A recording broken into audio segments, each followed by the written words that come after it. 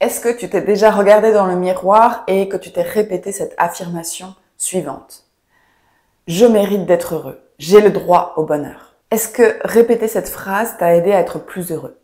Non? C'est tout à fait normal parce qu'en fait, dans cette petite phrase de développement personnel qu'on entend et qu'on entend encore et encore, se cache en fait une énorme croyance qui t'emmène à l'exact opposé de ton bonheur. Cette croyance, c'est la notion de mérite. Mériter le bonheur. En fait, cette phrase, cette croyance indique directement à notre cerveau que 1. Le bonheur se mérite. Ça veut dire que le bonheur demande un sacrifice. Et 2. Nous devons mériter le bonheur. Nous devons souffrir pour être heureux. 2 grosses croyances limitantes dans une seule phrase, ça fait beaucoup. Pour moi, tout est une question de positionnement dans la vie. Si nous portons la croyance que le bonheur se mérite, alors notre cerveau, qui est très intelligent et qui valide nos croyances, va nous amener directement à vivre encore et encore l'expérience de galérer et de souffrir avant de pouvoir atteindre ne serait-ce qu'un petit moment de bonheur dans notre vie. Concrètement, croire encore aujourd'hui à la notion de mérite, ça donne cette influence dans notre vie.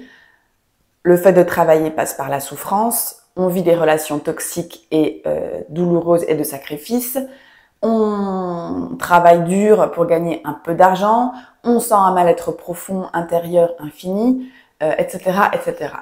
La notion de mérite, c'est une notion de l'ancien temps. C'est celle de nos grands-parents qui devaient mériter l'amour de Dieu pour être exempt du péché originel. Mais aujourd'hui, cette croyance de mériter le bonheur, elle est plus du tout actuelle. Pourtant, elle est bel et bien ancrée à l'intérieur de nous, dans notre cerveau et dans notre système de croyances, comme une moule sur son rocher. Alors, ma question, c'est par quelle croyance pouvons-nous remplacer la notion de mérite? À mon sens, c'est plus judicieux de travailler sur la notion d'autorisation et de consentement. C'est bien plus dans l'air du temps et dans notre époque actuelle, et c'est bien plus ce que nous avons à travailler et à intégrer dans nos consciences pour évoluer.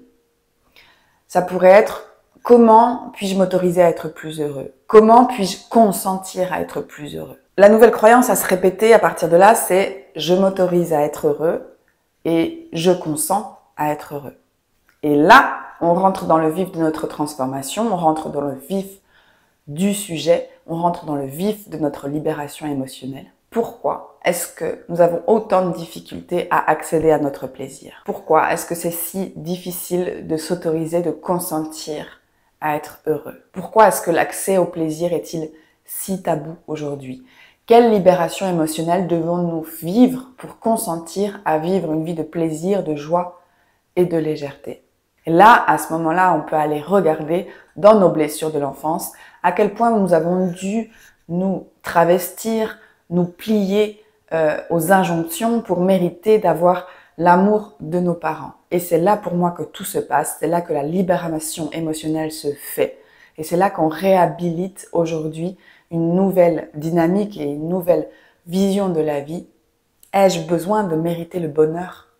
Ai-je besoin de me travestir pour vivre le bonheur et être heureux? Quand j'accompagne mes clients en coaching, il y en a beaucoup qui viennent me voir avec cette notion de mérite. Elles passent beaucoup de temps à se sacrifier pour leur relation amoureuse, à se sacrifier pour leur travail, à se faire passer derrière les autres et à travestir leurs valeurs et leur liberté pour obtenir des miettes de bonheur.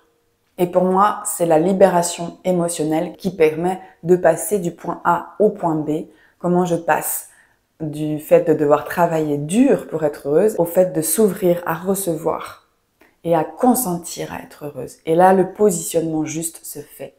Voilà, je te laisse avec ça. Dis-moi si ça résonne. Dis-moi si toi, tu as eu l'habitude de te dire que tu méritais le bonheur et que tu avais le droit au bonheur. Et peut-être, est-ce que tu peux commencer à regarder à l'intérieur de toi pourquoi est-ce si difficile de recevoir, de t'autoriser à recevoir la joie, le plaisir et de regarder en toi s'il n'y a pas des libérations émotionnelles à vivre. Laisse-moi en commentaire tes retours et je te dis à très bientôt pour une nouvelle vidéo.